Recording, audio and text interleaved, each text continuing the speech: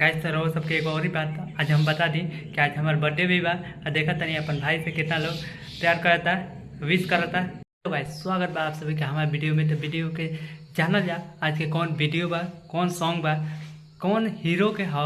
तो चलिए आज के वीडियो के विशेष का बा। वीडियो के ज़्यादा ना लंबा करते हुए वीडियो के स्टार्ट कर जाओ। गाइस तो चलिए सबसे पहले आप सभी को हम बता दी कि आज के जौन वीडियो बा वो हमनी का पावर स्टार पवन सिंह के वीडियो ह और सॉन्ग ह जौन की आज सुबह ही रिलीज भइल ह। अभी तक 6 घंटा भइल बा इस सॉन्ग के रिलीज भइले। गाइस तो चली हम लोग सबके बता देते नहीं कि इस सॉन्ग के बोल का ह यानी कि टाइटल का ह। तो चली इस सॉन्ग के टाइटल ह रसगुल्ला लिया गाल।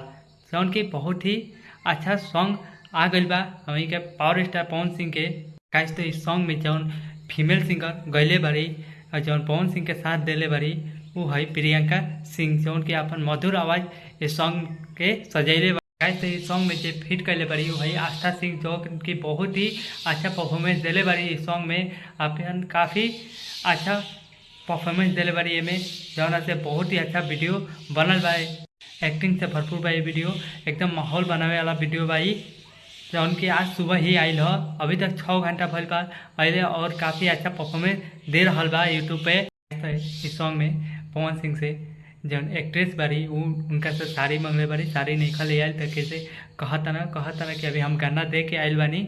ऐसे भी अभी गाना के सीजन आवे वाला बा तो वही पे इस सॉन्ग के बनैले बाना।